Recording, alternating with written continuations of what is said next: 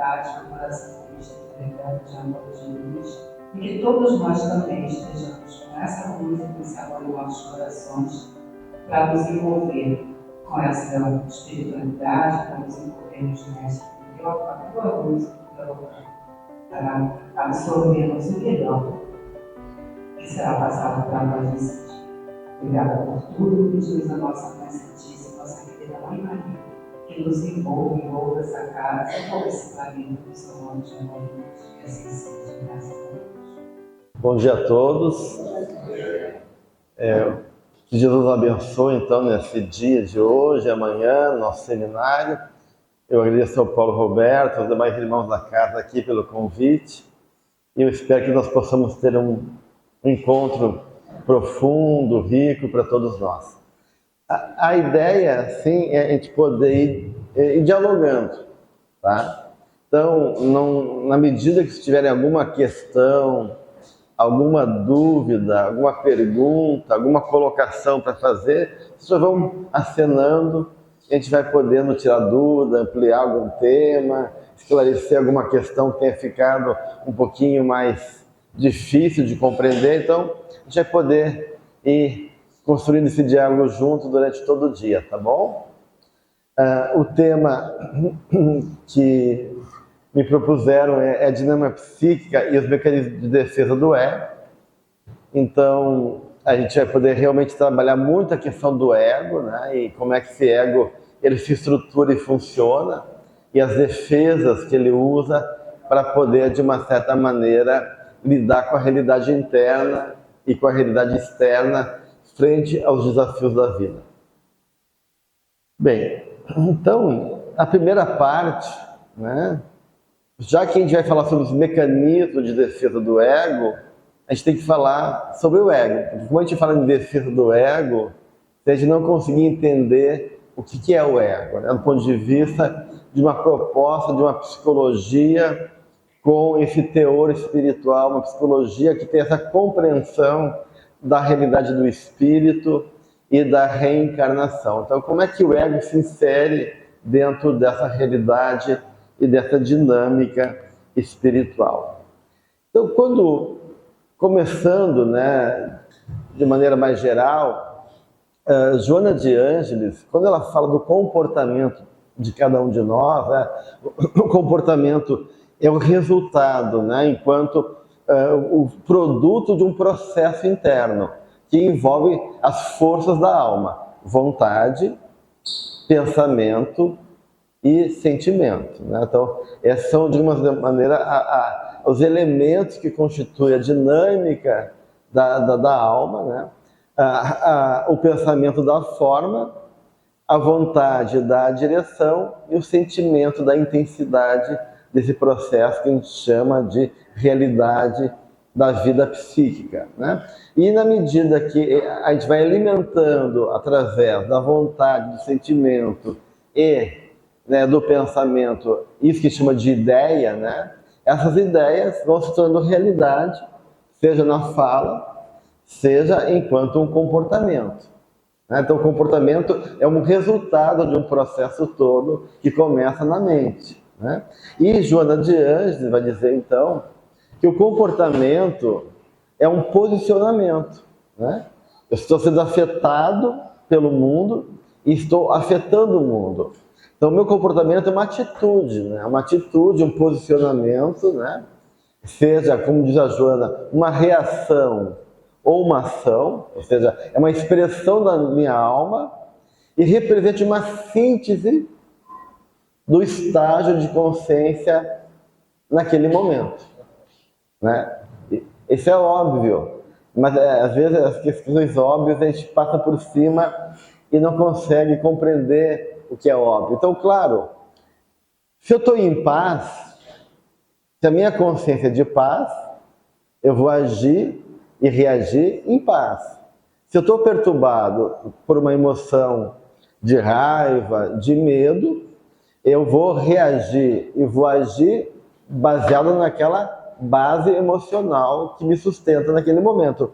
E por isso que, de uma certa maneira, o comportamento sempre será o resultado, uma síntese da tua condição de consciência naquele momento. Então, a gente está vendo já aqui, na dinâmica psíquica, né, essa dimensão que envolve, de um lado, né, o comportamento e, de um lado, uma consciência. Né? Consciência é um termo bastante complexo, difícil. Eu não vou adentrar no conceito de consciência, porque o seminário não é sobre consciência, né? Mas, de uma certa maneira, quando a gente fala em ego, a gente fala de um tipo de consciência. Né? Quando Kardec pergunta aos espíritos onde está a lei, a escrita lei de Deus, os espíritos respondem da consciência do homem. Essa consciência não é a consciência do ego, é a consciência mais profunda, uma consciência ética do próprio espírito, daquilo que a gente chama de self. Né? Então, a consciência é um conceito que a filosofia da mente, que a psicologia está se debruçando. Tem consciência vigil, consciência reflexiva, consciência cognitiva. Então, é um conceito muito complexo, mas o importante é saber que nós temos uma consciência. E essa consciência reflete, então, de uma certa maneira, a realidade do espírito. Então, estar consciente é estar de posse de mim mesmo. Né? Estou consciente, né?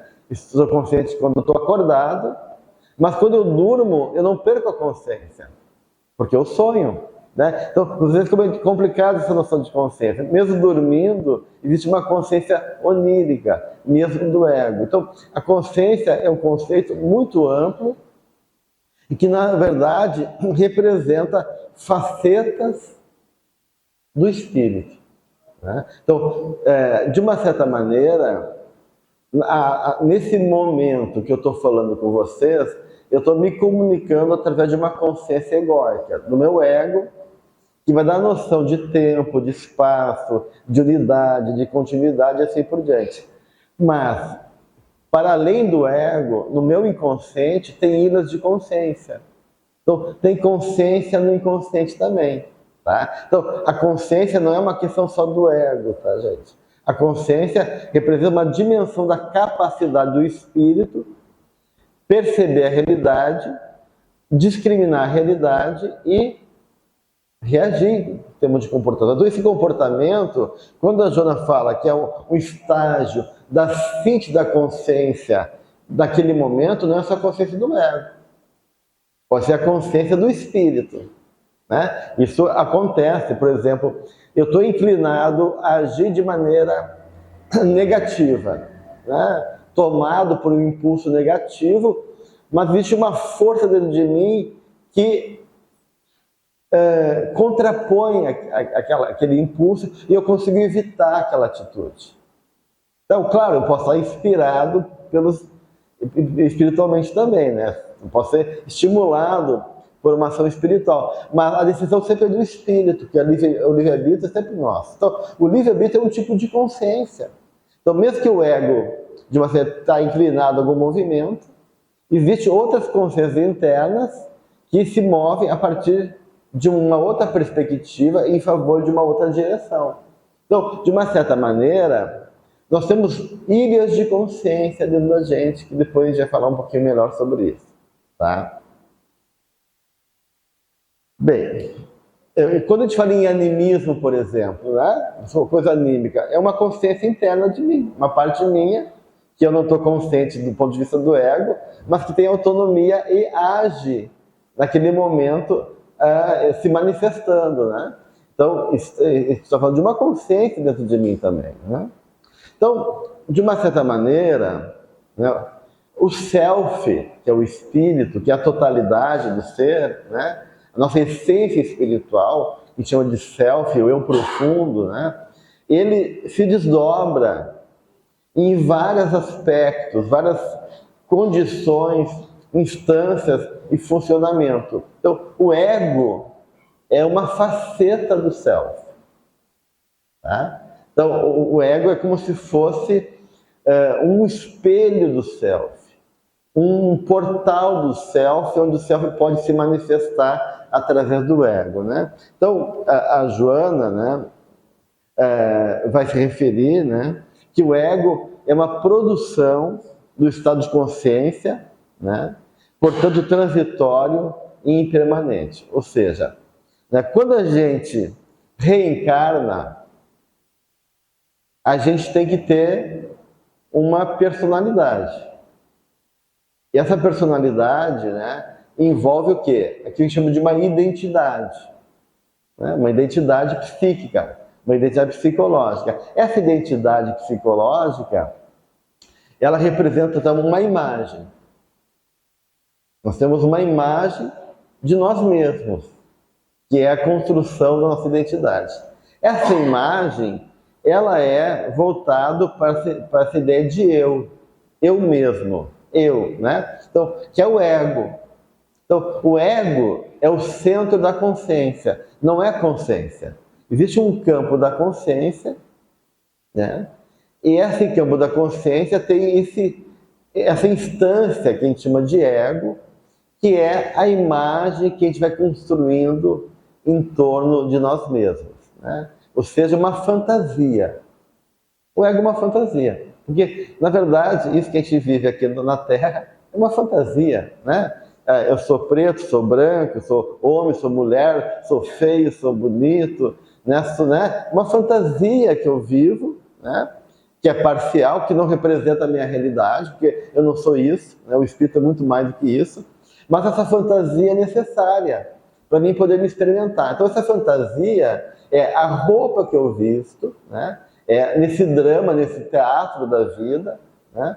Para mim poder, de uma certa maneira, contracenar a realidade da vida e, como espírito, ganhar conhecimento, ser confrontado com questões importantes. Então essa fantasia é adequada àquilo que eu necessito, né? Ser homem, ser mulher, vir numa região do Brasil, da Europa, numa família assim, o assado. Então, todo esse arranjo, de uma certa maneira, fala dessa fantasia que eu tenho que viver como espírito para poder experimentar questões importantes da minha vida, né? E dentro dessa fantasia, então, eu tenho uma imagem, que é o ego. Então, o ego é a imagem que nós vamos ter de nós mesmos, tá? E esse ego, só que esse ego não é só a imagem. Então, eu tenho uma imagem psicológica de mim. Eu posso ter uma imagem de mim mesmo melhor estruturado ou menos estruturado, mais favorável, menos favorável, com autoestima, baixa estima, uma imagem positiva, negativa. Então, eu vou construir uma imagem de mim mesmo, que é esse ego. E esse ego, além de representar uma imagem, né, de eu, ele representa também um vaso. Então, esse ego também tem uma função, né? E essa função, né, é justamente ser média, acolher, conter os conteúdos internos e fazer relação com o mundo externo. Então, o ego é um tipo mediador entre o meu mundo interno, outras instâncias do meu espírito, que nesse momento não estão aparecendo, porque não é importante aparecer, ou porque não pode aparecer, né? Mas que existe, e a realidade externa com seus movimentos, com seus estímulos, desafios, conflitos e assim por diante. O ego, então, é esse mediador, então ele é um vaso que contém conteúdos para poder digerir, elaborar, como essa faceta, né? Um aspecto do self. Isso que a gente chama, né, de ego, a gente chama de complexo. Tá? Então, o ego é um complexo, né? Os complexos são, então, noções de identidade. Então, o ego é um dos complexos. Então, o ego é a noção de identidade do eu, que tem a função de mediar o mundo interno, o mundo externo e fazer o princípio de realidade. Se não tem ego, não tem noção de realidade, do ponto de vista da consciência egóica, tá? Então, esse complexo é uma parte minha, do meu espírito. Existem outras partes minhas que não seja só o ego? Existe. Existem outros complexos, depois a gente vai ver melhor isso, né? O complexo paterno, materno, a ânima, o ânimos, a sombra, a persona, tudo são ilhas de consciência, tá? Com autonomia, ou seja, nós temos várias pessoas dentro de nós, porque cada complexo representa uma mini personalidade, né? Então, o sistema psíquico, a personalidade, é como se fosse um sistema planetário, solar, tá? Existe o Sol, que é o espírito, que é o self, né? A consciência plena, mas que nem tudo está consciente. Existem os planetas. Cada planeta seria um complexo dentro do sistema, tá? Né? E o ego é um dos complexos. Talvez fosse a Terra onde a vida se move, né? Do ponto de vista do sistema solar, e onde existem outras vidas também acontecendo, né? Então, de uma certa maneira, existe um sistema. Cada complexo ele tem uma função na personalidade toda, né? A ânima tem uma função, a sombra tem uma função, o ego tem uma função, né? E de uma certa maneira há uma relação entre esses complexos, tá? E depois eu vou voltar nisso quando a gente vai falar um pouquinho mais dessas subpersonalidades, né? Então, de uma certa maneira, esse complexo do eu, né, o ego, é como se fosse um caleidoscópio que vai girando, né? Com uma luz, onde ela gira, ela ilumina o campo da consciência. Então, existe o campo da consciência, mas para que algo se torne consciente para mim, eu preciso do ego. Então, o ego é o foco de luz que o self tem para poder iluminar e trazer para a realidade aspectos tanto de fora como de dentro, né? Então, é como se esse movimento do ego estivesse, né, girando, né? E na medida que ele se movimenta e foca, né, eu então clareio aquela região do campo da consciência e de uma certa maneira, né, eu consigo então estar consciente de uma realidade. Quando eu visto uma roupa, por exemplo, no primeiro momento eu tenho consciência do tecido encostando na minha pele, porque tem receptores que captam, né, que registram aquela informação, e eu estou consciente disso, mas daqui a pouco eu não estou mais consciente disso, né? Porque o foco da consciência não está mais nisso. Então, aquilo foi automatizado, ficou inconsciente, mas a informação continua ali, né? Eu estou recebendo o estímulo pela pele daquele tecido, só que eu não estou mais consciente daquela realidade, né? Então, de uma certa maneira, né, isso está no meu campo da consciência, mas eu não estou consciente disso nesse momento. Então, de uma certa maneira, né, o ego ele tem uma tendência de ter foco e direção, ou seja, atenção, né? E a gente vê isso nas crianças, quando elas estão com algum conflito em casa, né? E estão numa situação emocional difícil, que elas não conseguem prestar atenção na sala de aula. Por quê? Porque tem alguma coisa dentro delas roubando energia, ocupando a energia delas, né? E elas não têm consciência do que está acontecendo, mas internamente tem elementos que envolvem com preocupações, com medos, com insegurança, que faz com que ela fique despercebida. Então, os processos internos interferem no ego. Então, muitas vezes a nossa atenção, o nosso foco é perturbado pelos outros complexos, né? Então, esses outros eus que tem dentro da gente. Então, na verdade, cada complexo é um eu, né? Então, tem dentro de uma mulher, tem um velho, tem uma criança ferida, tem uma criança divina, tem um pai, tem uma mãe, vários eus dentro de mim agindo, né? E às vezes esses eus podem criar no sistema todo relações, interferências e perturbações. O ego tem que saber lidar com isso. O que a gente espera de um ego maduro? De um ego capaz, de um ego bem estruturado? Não que a gente não tenha conflito. O conflito é inerente à nossa natureza. O ser humano é um ser em conflito, porque a gente está em processo. Então, tem questão do passado mal resolvido, tem preocupações, tem traumas emocionais, tem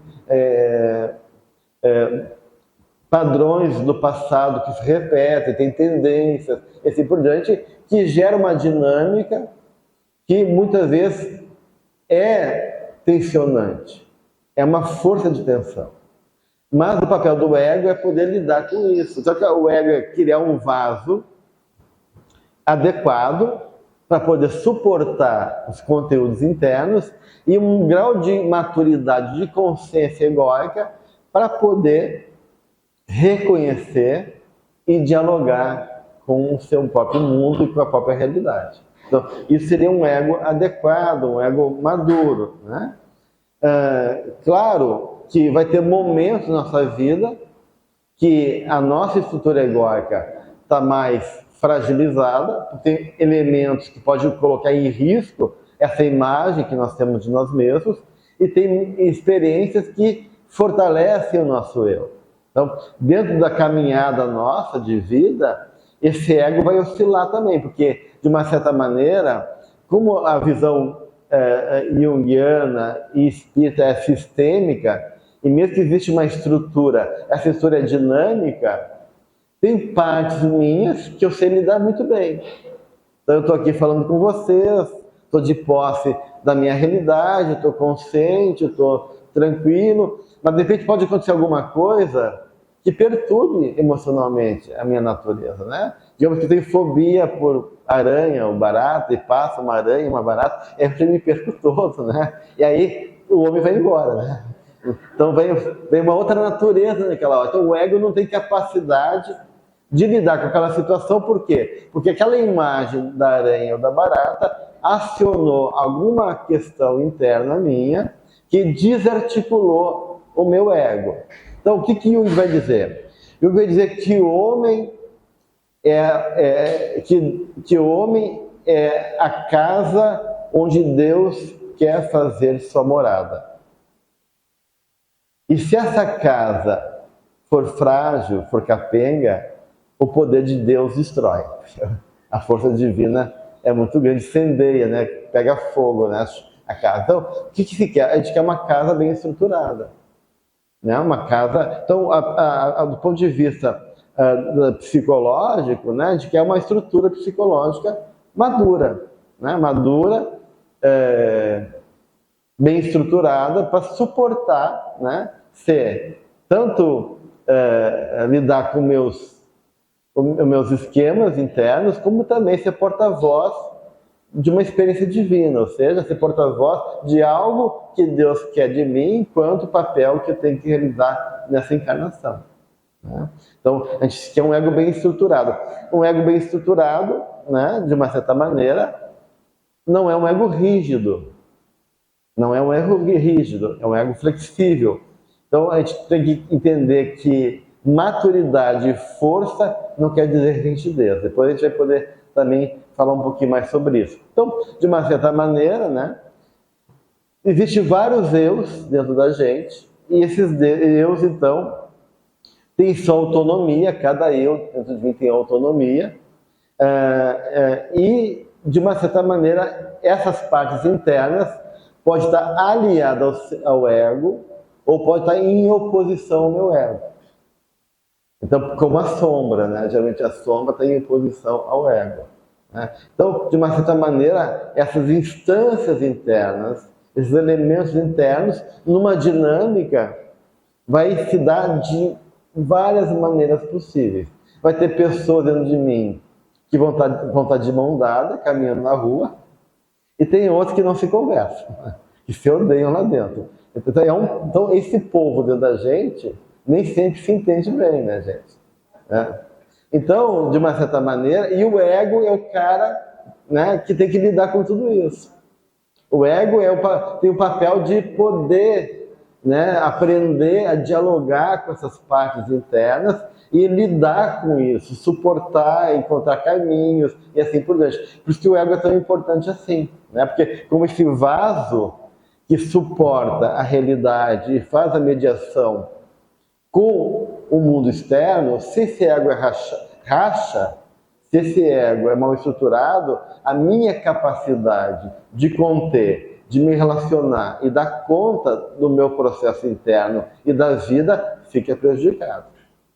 Né? Que a gente vai chegar na doença mental, na esquizofrenia, que é uma das piores psicoses, que na esquizofrenia é esquizo, quer dizer dividido, cindido, né? Então é um ego cindido, na esquizofrenia o ego fica, né, totalmente esfacelado e eu não tenho capacidade então de poder me movimentar dentro de uma unidade, de uma condição de poder conter aquela realidade e poder lidar emocionalmente com a vida, seja dos impulsos, seja do próprio mundo externo. Então, a doença mental, no nível mais grave, gera um esfacelamento do ego ou uma regressão do ego, a ponto desse ego ficar regredido e ficar num estágio tão infantil ou tão fragilizado que ele não consegue também poder se sentir capaz de lidar com a vida,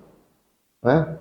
Então, peraí, Gelson, mas isso realmente é uma verdade? A pessoa não tem capacidade de lidar com a vida? É uma verdade para ela, porque é uma fantasia. E às vezes a fantasia se torna numa realidade tão grande dentro de nós que realmente se torna um padrão, como um processo auto-obsessivo, né? A gente cria uma monoideia e vai acreditando naquela monoideia, quando vê aquilo se torna tão verdadeiro para a gente que a gente fica preso naquele padrão emocional, psicológico.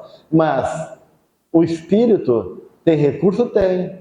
Mas por algum motivo eu não estou conseguindo me conectar com a minha essência e encontrar esse recurso dentro de mim, né? Então, é um ego, é uma estrutura adoentada a partir dessa consciência que foi se estruturando. Então, de uma certa maneira, o desenvolvimento psicológico, a formação do ego é muito importante. Porque se na formação da personalidade esse ego tiver num ambiente desprovido de amor, muito traumático, de muito desamparo, de muita incerteza, de muita violência, seja física ou emocional, a tendência é de eu ter mais dificuldade de me estruturar. Até porque o ego, ele se estrutura a partir do corpo. Tá? O corpo é fundamental para a estruturação do ego. Então, a primeira experiência, a primeira consciência egóica se dá a partir das primeiras experiências corporais do bebê. A sensação de calor, de proteção, o intestino relaxado, né? A fome, e de repente a mãe não consegue dar o peito direito, e a frustração da fome, a dor de ouvido, todas as experiências do bebê nos primeiros anos de vida, elas vão ser bem importantes na construção da sua imagem, né? Que é a primeira experiência emocional quando o espírito reencarna. Esse mundo me recebeu bem ou me recebeu mal? Né? Que é a noção de confiança básica. Eu posso realmente, como espírito, nesse corpinho de bebê, relaxar e confiar que você é amparado, que quando eu chorar tem alguém que me acolhe, quando tiver dor de barriguinha, alguém vai botar a mãozinha, uma vibração amorosa, é um ambiente confiável. Então a confiança básica é a primeira experiência psicológica do espírito quando ele reencarna nesse primeiro estágio da formação da sua personalidade. E se essa confiança não é bem estruturada, já começa um caminho mais difícil, né? Porque se eu começo num embate muito grande, né? Seja um ponto do ambiente vibratório daquela casa, depois de espíritos inimigos do passado, obsessões junto, e um ambiente de desamor, é claro que a minha capacidade de me construir ainda que eu estou ainda muito, eu esqueci do meu passado, estou construindo uma nova imagem de mim mesmo. Isso pode ficar muito prejudicado e acabar de uma certa maneira, então, gerando transtornos de personalidade para a vida inteira. Então, a função do ego, né, é criar um efeito. Um efeito, porque tudo isso aí é um efeito como se fosse alguma coisa. E a realidade parece que é dessa maneira que a gente enxerga, mas a gente sabe que a realidade não seja assim como a gente enxerga, né? A gente tem o ego, ele trabalha numa relação de dualidade. Toda consciência ainda do espírito é dual. E talvez essa realidade dual não seja a realidade verdadeira.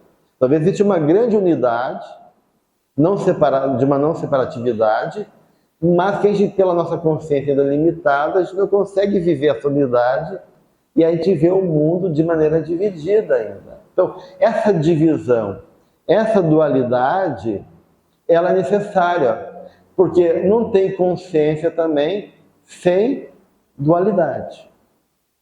Então, quando a Joana, lá nas obras psicológicas dela, ela fala que começa a evolução do espírito, né?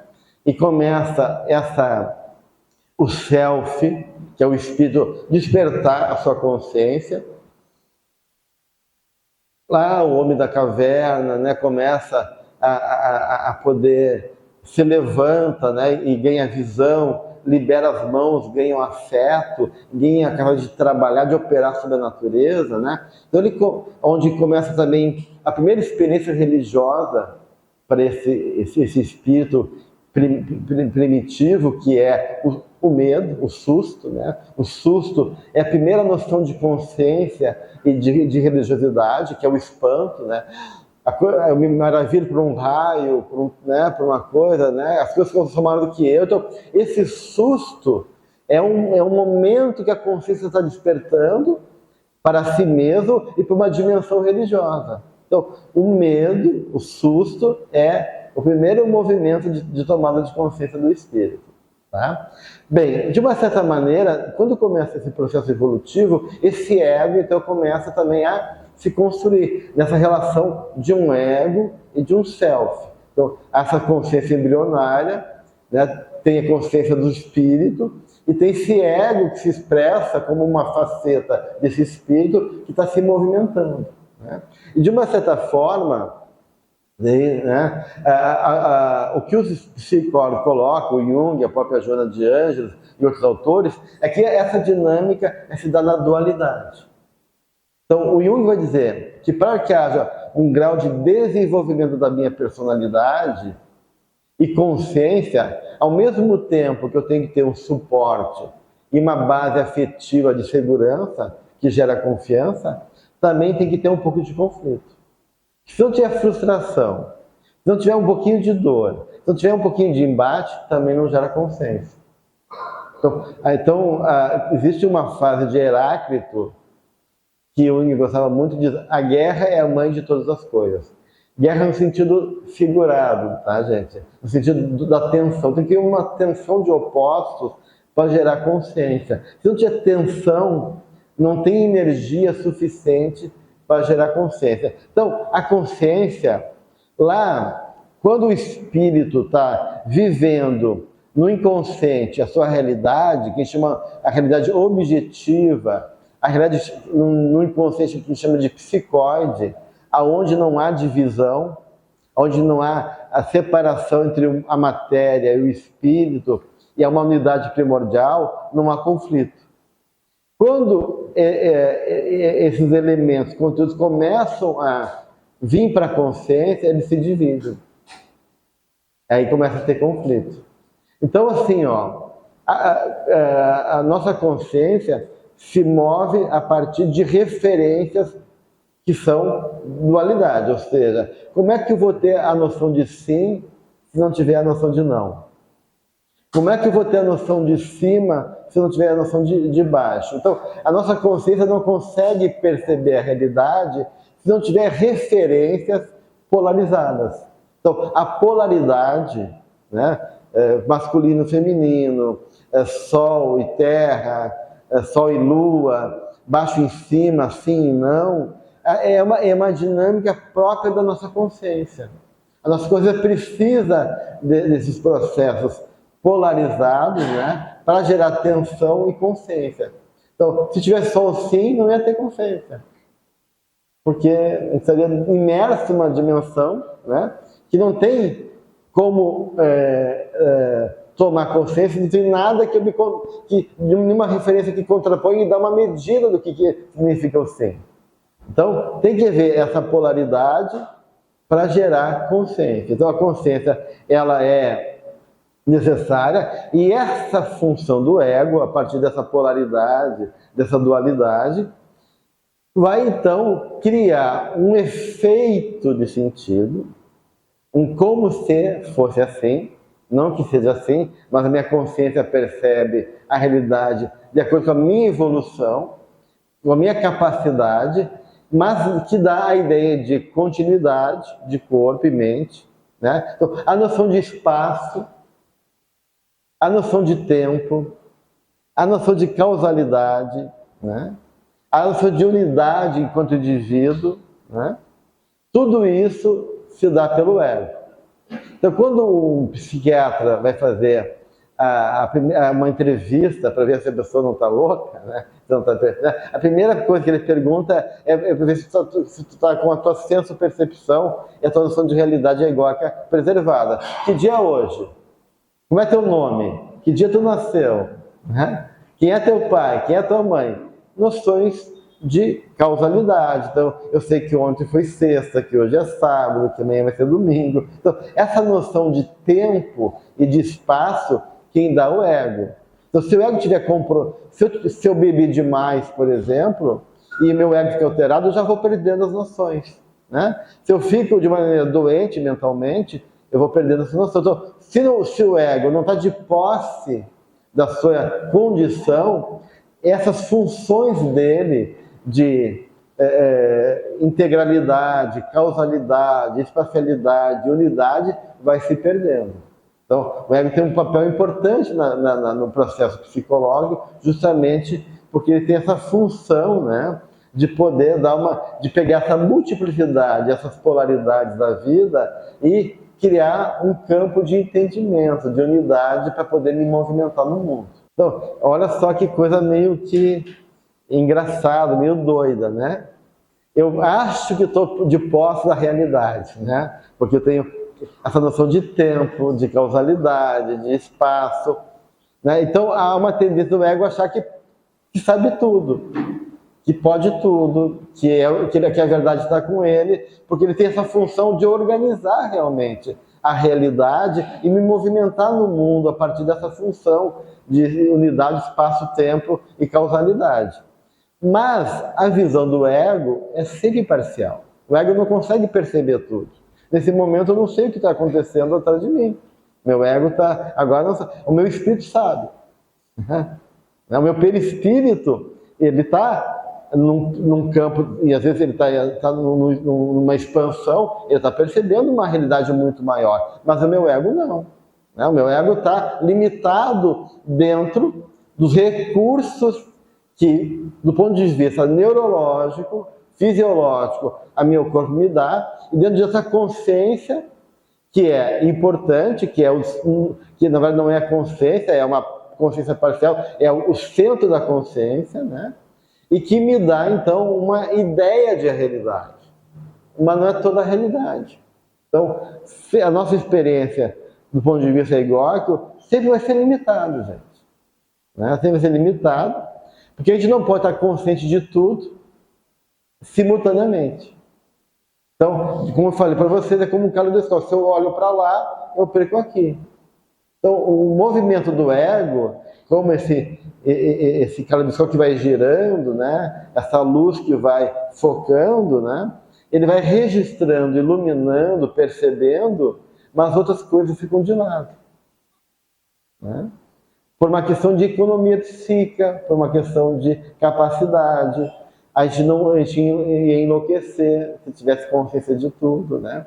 Uma vez, eu não sei se foi o Miramês, né, que que estava no plano espiritual, e o mentor dele ativou a mente dele, e por milésimo de segundo ele teve uma ampliação do nível de consciência dele, onde ele viu uma realidade muito maior do que a realidade espiritual que ele podia perceber na condição evolutiva dele. E ele ficou maravilhado, mas ao mesmo tempo que ele era tão grandioso, que se ficasse mais um tempinho ele não seria, que não conseguia abarcar. Então, cada um vivia na sua realidade, tanto do ponto de vista espiritual, como do ponto de vista egóico também. Então, a nossa dimensão egóica, né, ela se movimenta não só pelo ego, né? O nosso inconsciente também, eu falei que existe consciência no inconsciente. Então, tem coisas que são percebidas por uma via que não é egóica. Ela pode se dar diretamente por questões de informações inconscientes ou através de vibrações, porque o meu corpo sutil, o perispírito, está captando também informações, né? E está registrando essas informações, né? E isso se dá de uma maneira inconsciente, nem tudo isso passa pelo ego. Então, de uma certa maneira, a troca de realidade, a troca de informações, está em vários níveis de realidade. O ego é um nível de realidade. O ego percebe aquilo é uma realidade onde eu me movimento de maneira mais consciente. Mas existem outros níveis de realidade se dando que ou passa diretamente pelo corpo ou diretamente para o espírito e o ego não consegue registrar. Ou o ego registra, mas não tem força suficiente para fazer consciência daquilo. Tá, gente? Então, assim como o ego, ele não tem capacidade de perceber toda a realidade, né? O ego também, por algum motivo, pode ter sua condição de movimentação, de autonomia, né? E de comando comprometido. Então, além do meu campo de consciência ser registrado de maneira limitada pelo ego, em algum momento, né, eu posso perder o controle egóico. Isso acontece todos os dias, né? A linha da loucura e da sanidade, ela é muito tênue e muito flexível. Então, durante o dia você vai ter muitos momentos do dia que eu vou enlouquecer, ter breves surtos, né, e voltar ao normal, né? Às vezes eu estou mais na loucura do que na normalidade, né? Então vai lá, né? Daí eu estou em casa, de repente a esposa cobra de mim uma informação que eu fiquei de ver e não vi, daí eu já respondo mal, eu já me descompenso, eu já enlouqueço um pouquinho, né? O chefe meu dá uma bronca, eu lido mal, ou tem uma questão emocional que mexe comigo, eu me perturbo. Então, a todo momento, né, a nossa dinâmica psicológica oscila muito, né, entre esse ego que consegue estar ali bonitinho com a sua persona, né, com a sua roupinha, arrumadinho, e de repente aparecem aspectos nossos, internos, que o ego não consegue dominar, controlar, gerenciar. Tá? Então, onde os outros complexos são ativados. Né? Então, a gente vê isso até em psicoterapia, né? A gente vê assim, uma pessoa assim, que teve muito problema na vida dela e conseguiu lutar e vencer e superar uma série de dificuldades, né? Isso chega aos 50 anos, pouco mais, um pouco menos, e vai para a psicoterapia e se questiona: puxa, Gelson, quando eu era menos maduro, eu enfrentava a situação e dava bem com a vida. Eu devia estar melhor agora, porque depois que eu vi tanta dificuldade, né, e venci, e agora estou me sentindo fragilizado. Tem coisas que... Por que agora estou fragilizado se antes eu tinha capacidade de lutar e superar a dificuldade? O que aconteceu? Eu piorei? Não piorou, né? É que às vezes toca em alguns pontos, né, no momento da sua vida, que emergem conteúdos que antes, apesar da dificuldade, não emergiam daquela maneira, né? E naquele momento a pessoa acaba fragilizando e parece que ela regrediu em alguns aspectos, né? Porque ela se vê naquele momento com mais dificuldade de lidar com alguma situação. Então, de uma certa maneira, vai ter processos psicológicos internos que, em algum momento, eu vou poder lidar muito bem e outros que eu não vou lidar bem, né? Como eu falei, é um sistema, né? E às vezes o sistema, ele consegue lidar com conflitos, se organizar. Tem um conflito difícil, mas o sistema consegue se organizar e incorporar aquele conteúdo, aquele conflito e resolver e conseguir criar um sistema adaptado para aquele conflito. Mesmo que seja algo difícil, o sistema todo se resolve, muda muita coisa, e às vezes uma coisinha de lado põe o sistema em jogo, né? Então, por quê? Porque tem a ver com gatilhos internos, ligados muitas vezes ao nosso passado espiritual, que tem força suficiente para criar um desarranjo. E o ego é afetado diretamente por isso, né? Então, em algum momento, né, o ego pode perder o controle, assim como fatores externos também gera perda do controle do ego, né? Eu falei, né, o uso abusivo de substância, álcool, droga, uma experiência emocionalmente forte, né, traumática.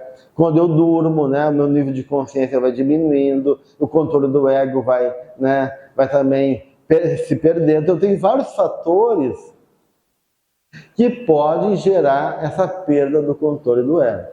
Tá? Então, ou o ego, ele chama assim, há um abaixamento do nível mental da consciência, pelo álcool, pelo sono, por uma doença que fica mais fragilizado, ou o conteúdo interno tem força suficiente para romper a barreira e perturbar o ego. As duas coisas podem acontecer que gera essa falta de controle do ego.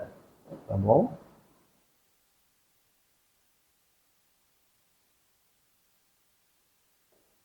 Então, todo ego, né, todo complexo, ele tem um núcleo. Todo complexo tem um núcleo. Então, o complexo da mãe, que fica as imagens que eu tenho ligadas à figura da mãe, é ligada ao arquétipo da grande mãe. A ideia de uma mãe universal, está ligado com a terra, com a nutrição, assim por diante. Então, cada complexo é formado a partir de um núcleo arquetípico. Esse núcleo arquetípico é a força organizadora do complexo. Então, o complexo é uma rede de associação em torno de um núcleo. Tá? Então, por exemplo, o complexo materno, como eu falei para você, são uma rede de imagens a partir da figura da minha mãe, das funções maternas, uma tia, uma avó, uma professora, que eu vou criando imagens da figura da mãe, né, em torno desse núcleo arquetípico, que é a imagem arquetípica da mãe, criando um complexo materno, uma imagem pessoal da minha mãe, que não corresponde à mãe real. É a partir da experiência que eu tenho com ela e de outras figuras maternas, mas vou criar uma imagem interna de mãe, que é o complexo materno, por exemplo, né? Então, o ego também, ele se estrutura a partir de um arquétipo. Qual é o arquétipo do ego? O self, o próprio espírito, né? Então, existe o eu pequeno, que é o ego, e o núcleo que estrutura a noção de ego é o eu maior, é o grande eu, que é o próprio espírito, ou aquele que chama de si mesmo, ou si, ou self, né, em inglês, self com S maiúsculo, né? Então, de uma certa maneira, né, esse centro virtual da consciência é inato, né? E para além do espírito está a imagem divina. Então, a imagem que vai, de uma certa maneira, corresponder e dar assento à minha imagem pessoal é o próprio espírito e, de uma certa maneira, também o divino que eu carrego dentro de mim. Tá? Então, só para você poder entender, né? Então, diferente do ego, que representa essa identidade transitória dessa encarnação, né? Que representa a minha imagem de mim mesmo, a partir dos elementos que eu pude assimilar da vida, seja do meu corpo, seja das minhas experiências psicológicas e emocionais da minha infância, e dos conteúdos ativados nessa encarnação, porque alguns ficaram mais no inconsciente, né? Algumas tendências minhas, eu vou formando, então, essa ideia de ego. Então, para além ou aquém desse ego, né, existe então, o self, né, o espírito imortal, né, como esse campo consciencial, né, onde o ego atua. Então, o ego é o centro de um campo maior, que é o próprio espírito. E esse espírito continua agindo, mesmo inconscientemente, tá? Porque a consciência está lá. Né? Então, assim, do ponto de vista psicológico, né? Por isso que o espírito, a gente pode relativizar a culpa de um espírito, né? Porque ele não está de posse, às vezes, da sua capacidade, né?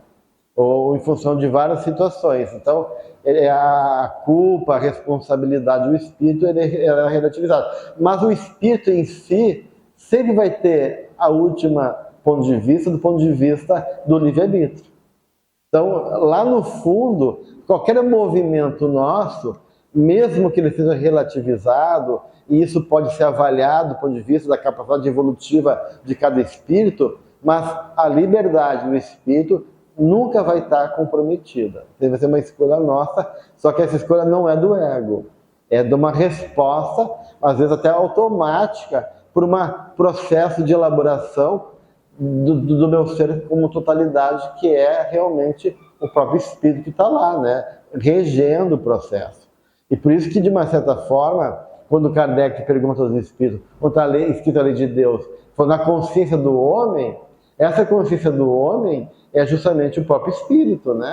É a consciência ética. A lei divina está dentro de nós. Então a gente não tem como dizer que não sabe, né? Então a gente não sabe, entre aspas, porque nós sabemos tudo. Todas as verdades já estão dentro de nós. Todos os potenciais divinos já estão dentro de nós. A gente vai desabrochando eles na medida que a gente vai processando e construindo a nossa caminhada evolutiva. Então, o ego, né, é uma realização, como diz aqui, né, parcial e limitada do espírito. Então, o ego é uma projeção numa consciência focada, limitada, da consciência do espírito. Tá? Até aqui está tudo tranquilo? Tudo bem? Então.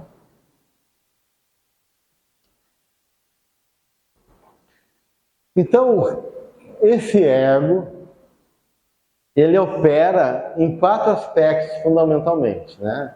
Então, primeiro, então ele é o centro, o sujeito e objeto da minha identidade pessoal e da consciência.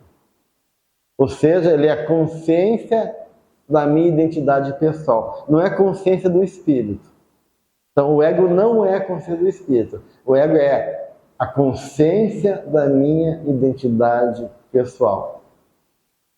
Tanto é, né, que alguns espíritos de luz nem têm consciência que tem tanta luz assim, né? Porque está lá escondido, numa roupagem, né, limitada, numa condição humilde, né? E é um espírito de uma envergadura, de uma condição maravilhosa, né? Mas a identidade egóica dele é daquela humildade, pequenez, né? E naquela atitude silenciosa e aparentemente desconhecida do mundo, ele está operando num processo, numa dimensão gigantesca, né? Então a gente vê essa diferença entre a consciência da identidade, né? E pessoa, claro, o que a gente quer, o que a gente espera do ponto de vista espiritual? Que tu, enquanto ego, tu, enquanto consciência e identidade pessoal, não esqueça da tua identidade espiritual. E não esquecer da sua identidade espiritual implica em quê? Em não esquecer que tu é um espírito imortal, não esquecer que tu tem um compromisso reencarnatório, ou seja, um projeto que tu está ligado, e não esquecer que tem questões internas que tu tem que dar conta. Só que a tendência da gente é esquecer tudo isso, né? A gente se perder, né? Porque nessa identidade pessoal, né, a gente vai se confundindo com as coisas do mundo, com os apelos do mundo, com a persona, com essa máscara social, que a persona é uma extensão do ego, a persona é um outro complexo, que é uma extensão do ego, e se confunde com o ego.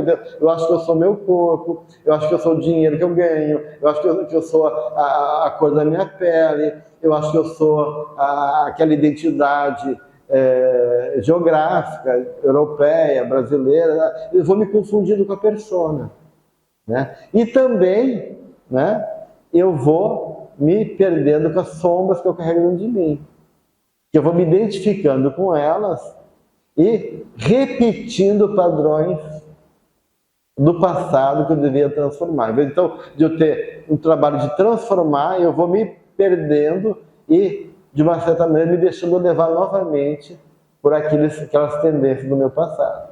E aí, essa identidade egóica, pessoal, acaba não realmente dando conta do movimento do self, né? Porque a proposta é que esse ego se estruture bem para que em algum momento o self, o espírito, possa se reconhecer e cumprir a parte que lhe cabe, tá?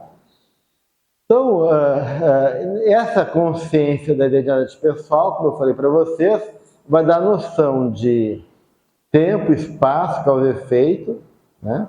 E opera dentro de uma consciência cognoscente, ou seja, uma consciência que discrimina, senso-percepção, né? Discriminar o dia, né? Discriminar a realidade, né? E também, né, que permite dizer quem eu sou, onde eu estou, o que eu faço e qual é o movimento da vida, né? Mas também o ego opera numa consciência reflexiva, né? Ou seja, eu não só conheço a realidade, mas eu posso pensar sobre a realidade. Eu não só discrimino a realidade, mas eu posso compreender essa realidade.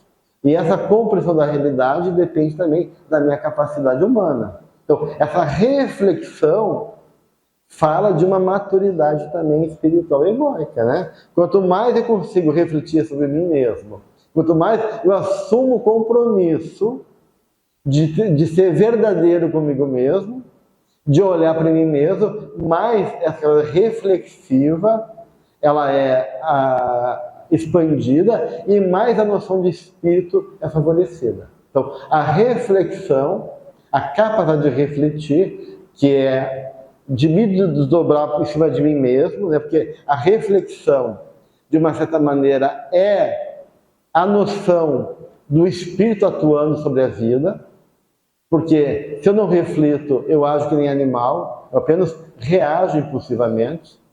Então, a reflexão é, de uma certa maneira, a capacidade de eu conter o impulso natural da vida, processar e dar uma direção. Espírito. Então, a reflexão é uma noção de espírito se sobrepondo à matéria. Por isso que a Joana vai sentir que a gente possa ser reflexivo e não reativo. Quando a gente é reativo, a gente está muito na inconsciência automatizada dos nossos impulsos primários. Quando começa a ser reflexivo, tu está fazendo, peraí, eu sou um espírito. Não preciso me deixar me levar pela vida simplesmente. Eu posso ser dono de mim mesmo. Eu posso fazer escolha, eu posso compreender, eu posso operar sobre a vida e fazer um movimento de elaboração mais refinado e, consequentemente, de um movimento mais adequado. Então, isso é uma qualidade que o ego vai adquirir. Então, a reflexão é um processo de despertar do self, do espírito. Tá?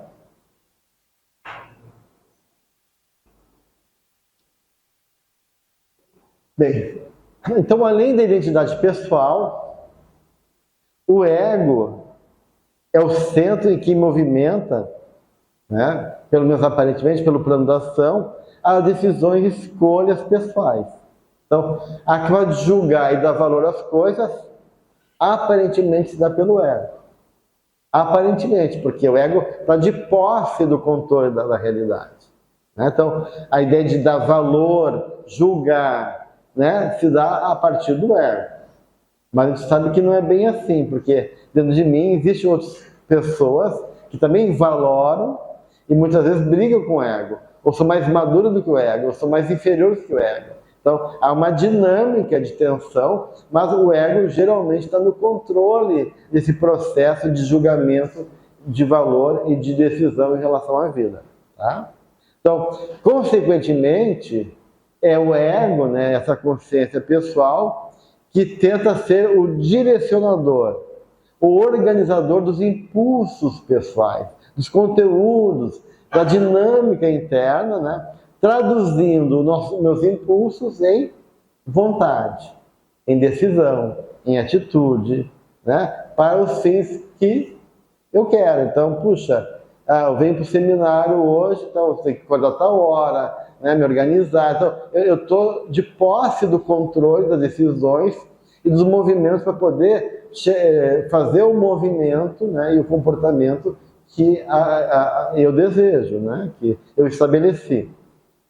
E também, né,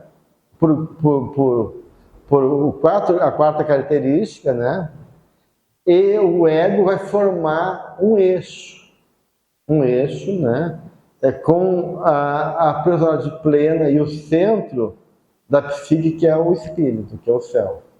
Então, o ego é uma faceta do self, né, é um olho do espírito. O ego é a forma como o espírito pode se movimentar nessa encarnação, mas há um vínculo entre o ego e essa força autorreguladora do próprio espírito, né? Onde esse espírito está, de uma certa maneira, processando as coisas do ego e está respondendo também a esse ego. Tá? Vamos pensar assim. O André Luiz fala da zona de remorso, né? Ele fala de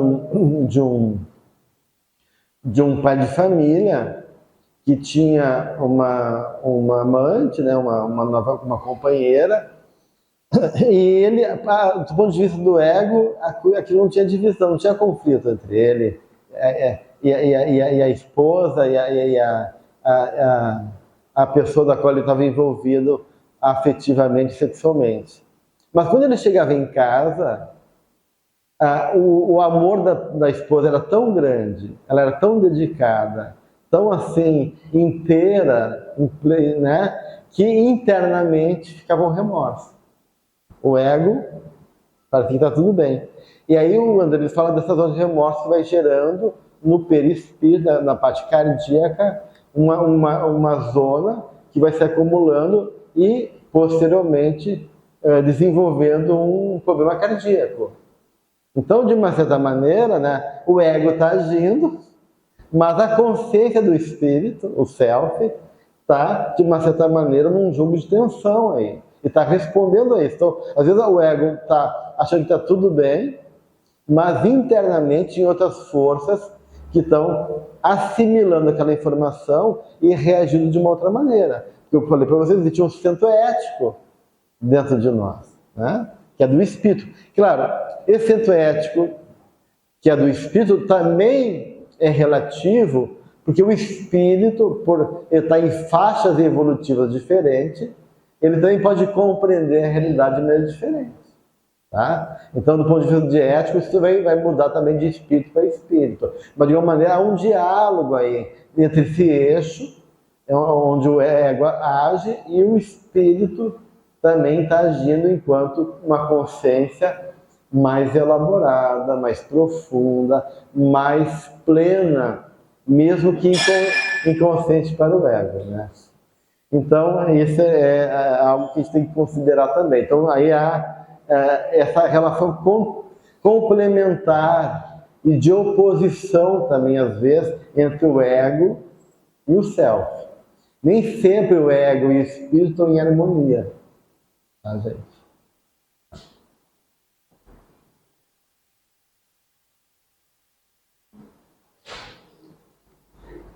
Então, o que diz Joana de Ângeles? Né? Que o ego, o eu individual, é o resultado das aquisições, experiências do processo existencial com seus conflitos e aspirações em luta contínua pela conscientização da realidade.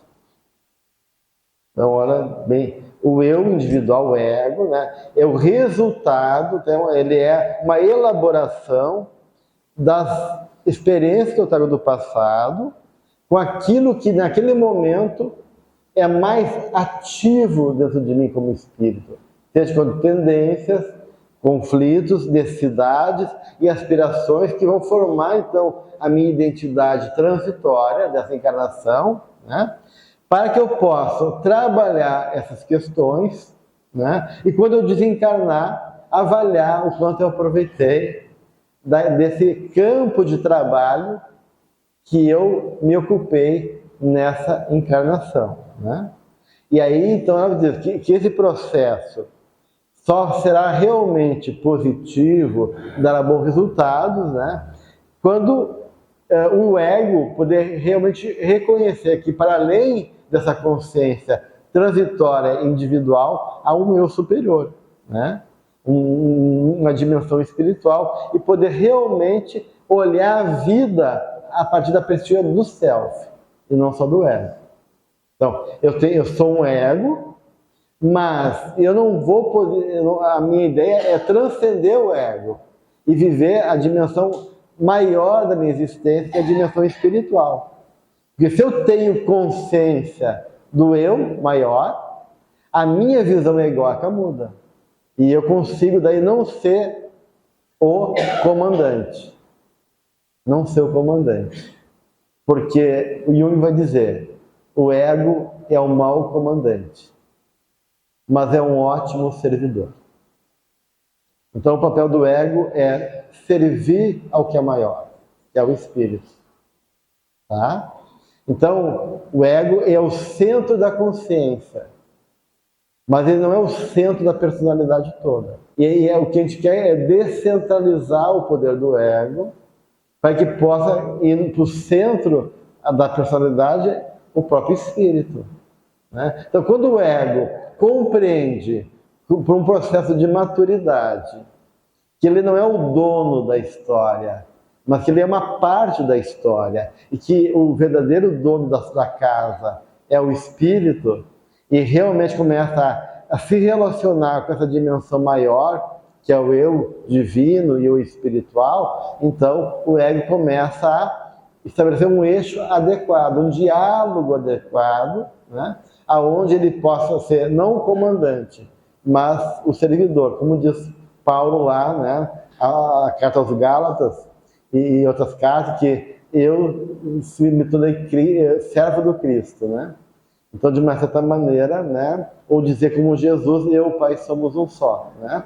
Então, a ideia é que o ego também possa dizer, eu estou a serviço da minha essência divina, ou da minha realidade espiritual. Né? Claro que isso não é uma coisa fácil, né? Ou seja, envolve um trabalho de uma consciência mais profunda, de um trabalho de autoconhecimento, de um trabalho de poder daí realmente entender os mecanismos internos da gente, até chegar nos mecanismos de defesa do ego. Porque o ego, às vezes, cria esquemas para se iludir, para se enganar, para se proteger do mundo, e é isso que a gente vai chegar hoje a trabalhar, que são justamente os mecanismos de defesa do ego. Tá?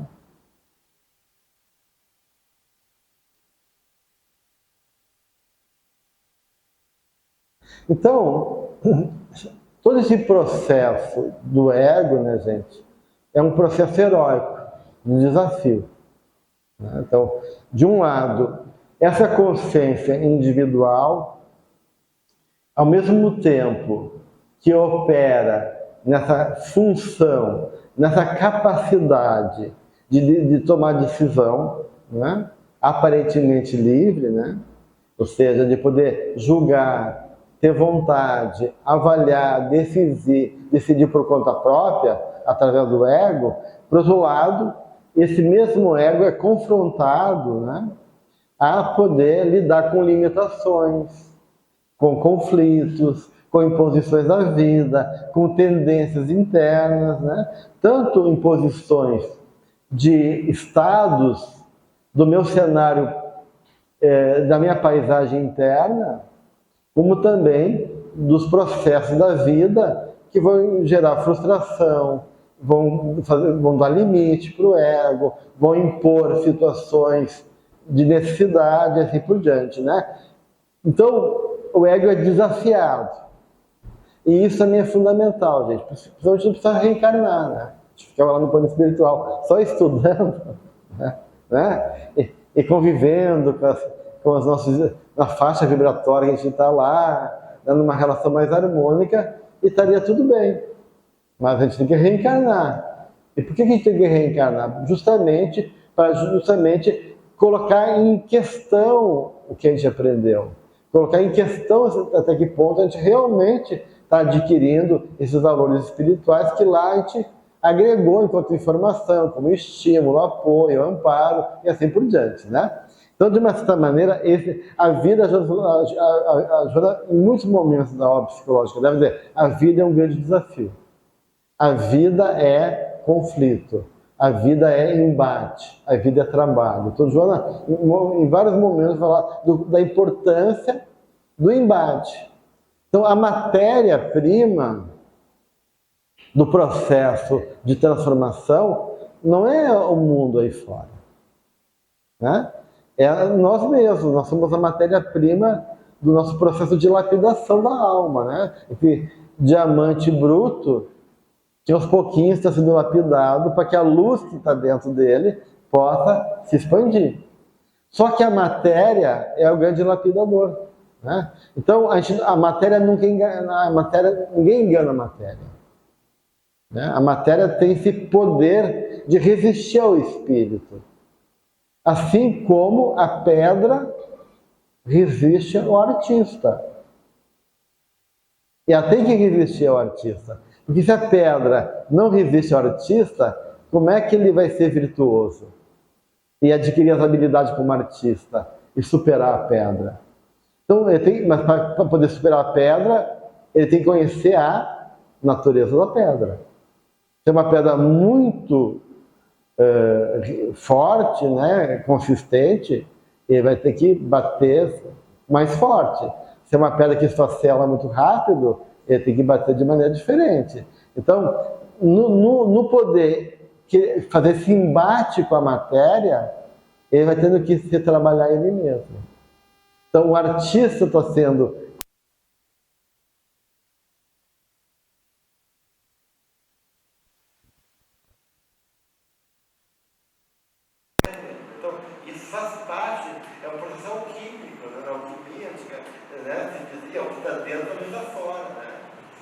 em cima também tem embaixo. Então, o que acontece na vida acontece dentro de nós. Há uma correspondência, aquilo que a gente chama na psicologia de sincronicidade. Os eventos externos, muitas vezes, refletem e simbolizam processos psicológicos do nosso mundo interno. Então, tudo isso está em jogo também em relação à dinâmica psicológica. Então, esse conflito, esse desafio é fundamental para nós. Então, a gente tem que transcender. Então, tem certas questões da vida, diz Joana e o próprio Jung, que não estão para ser resolvidas. A gente quer resolver, o ego quer resolver tudo, né? Mas tem questões que não é para ser resolvida. A gente pode superar, lidar melhor, mas não resolver. Essas questões estão aí justamente para nos exercitar. As grandes questões humanas não estão aí para ser resolvidas. Morte, doença, etc., né? Paixões, não são questões para ser resolvidas, são questões para a gente poder realmente ser desafiado e, de uma certa maneira, fazer consciência, se superar, se transformar e, consequentemente, ir evoluindo espiritualmente. Então, de uma certa forma, o ser humano é um ser em falta ainda. A gente não está completo, a gente está evoluindo. Então, o que nos constitui do ponto de vista espiritual é a falta. É a falta. A gente busca a plenitude. A gente tem dentro de nós já essa dimensão da perfectibilidade e potencial. Mas enquanto consciência, enquanto processo, a gente se move pela falta, pela incompletude, pela natureza imperfeita, limitada. Então, de uma certa maneira, por nós estarmos numa condição limitada, a nossa condição é de um ser em conflito. Um ser que ainda está vivendo tensões, que está vivendo desafios, que está vivendo embates, tanto dentro como fora, né? Uma relação de correspondência, como eu falava da alquimia, né? Então, de uma certa forma, o nosso ego, o nosso eu, vai ter que passar por rejeição, vai ter que passar por traição, vai ter que passar por limite, vai ter que passar por frustrações diversas. Quem acha que não pode viver com frustração e limitação, está pegando um problema de graça para si, né? Tem gente que vai para o consultório de psicologia dizendo assim: mas aquela pessoa, a minha mãe me rejeitou. E aí a pessoa não suporta a rejeição. Minha vida toda foi uma desgraça, porque minha mãe foi assim, me rejeitou, né? E como se o mundo não pudesse rejeitar ele. Porra, bosta! Mas qual é o problema que todo mundo te rejeitou, né? Tu acha que a vida vai ser assim, né? Então a gente cria a fantasia, o ego, que para ser amado e ser bonitinho e ser legal, não pode ter rejeição e frustração. A gente cria uma falsa ideia por ser frustrado e não ser amado, tem alguma coisa de problema na nossa vida. Mas o problema não é a rejeição e as limitações da vida. O problema é a nossa fantasia não lidar com isso. Tá? Porque em algum momento tu vai rejeitar alguém, né? Em algum momento tu vai ser rejeitado. Em algum momento teu pai esqueceu você lá na porta do colégio por algum motivo, ou se atrasou, ou que o trânsito estava complicado, e tu vai viver um momento de frustração. Cadê meu pai que não veio me buscar? Todos os outros os colegas estão todos aqui, os seus pais, e o meu? Puxa, né? Aí eu tenho uma experiência de abandono. Fui abandonado, né? Então, mas aí é uma experiência minha, gente, né? Agora, se meu pai me abandonou ou não, porque me esqueci, porque ele se atrasou, porque deu acidente de trânsito, porque tem que trabalhar mais, né? As razões, mas eu faço fantasias e vivo meus dramas, e aí, de uma certa maneira, eu fico preso nessas imagens emocionais e vou, às vezes, alimentando isso ao longo da vida, me aprisionando, gerando mais sofrimento do que é o necessário. Então, de uma certa maneira, não há crescimento psicológico e não há despertar do ego e tomada de consciência sem algum grau de limitação, de conflito, de dor, de frustração. A gente vê que as crianças que não são frustradas, que têm um ambiente muito favorável do ponto de vista da gratificação, tem tudo, não tem noção de limite, são crianças disfuncionais, que não sabem funcionar no mundo depois adulto. Não sabe lidar com a vida, porque tiveram uma imagem de realidade que não existe, né? Então, o processo do ego, né, envolve tanto uma base de suporte e de afeto importante, mas também de desafios, tá? De dificuldade, de limite, assim por diante. Então, de uma certa maneira, né, de um lado, o ego tem que superar os impulsos atávicos do espírito, as gratificações do instinto, né? Eu quero estar lá ainda chupando lá o bico espiritual, né? Que pode ser droga, sexo, sei lá, eu não tenho sua chupeta, né? E a gente não quer abrir mão da chupeta, né? Então a gente tem que superar as gratificações do instinto. O instinto é uma força muito poderosa. Jung chamava o instinto como Deus vivo. Ele dizia, é terrível cair nas mãos do Deus vivo. Porque o instinto é uma força que carrega, né? Uma força impulsionadora de vida, né? Ele rege todo o comportamento animal. E nós temos que superar a natureza animal, né? Que são as emoções. E Joana fala assim, as emoções, como parte da natureza animal, não pode ser destruída, mas foram dadas ao homem para serem forças a serem direcionadas para a grandiosidade da vida, a arte, a cultura e assim por diante. Então, a gente tem que poder psificar o instinto, ou seja, dar uma direção ao instinto. Lá no Livro dos Espíritos tem uma parte muito boa sobre as paixões, né? Onde Kardec pergunta, as paixões são negativas? E o Espírito não, as paixões são forças da natureza. O problema é que o espírito não sabe se deixar levar pelas paixões, né? Então tem todo um processo muito bonito lá nos Espíritos que fala sobre as paixões, mas a gente tem uma tendência de usar essas paixões em função da nossa acomodação, da nossa gratificação e assim por diante. Então, de um lado, o ego tem que saber superar essas gratificações, o instinto, e por outro lado, vencer as exigências do mundo. Né? O desafio do mundo, né? Suportando tanto as pressões externas como as pressões internas. Então, não é fácil, gente. Né? Chegar onde chegou não é uma coisa fácil. Puxa, eu me constituí como um indivíduo. Isso é um grande feito. Né? E por isso que agora que eu me firmei aqui, ninguém me tira daqui. Porque o ego também, às vezes, não quer abrir mão do controle, porque chegar onde chegou foi difícil. Agora, depois que eu consegui me constituir, existir, eu tenho que abrir mão para que uma outra natureza venha? Ah, não, né? Paciência, né? Então, há uma dificuldade do ego realmente ter uma dificuldade, porque esse esforço de se estruturar e criar uma identidade é uma conquista. E levou uma série de desafios, de embate, e a gente está lá, né? Meio cambaleando, meio, né? Tem coisa que, né? Mas a gente está aqui, existindo, né?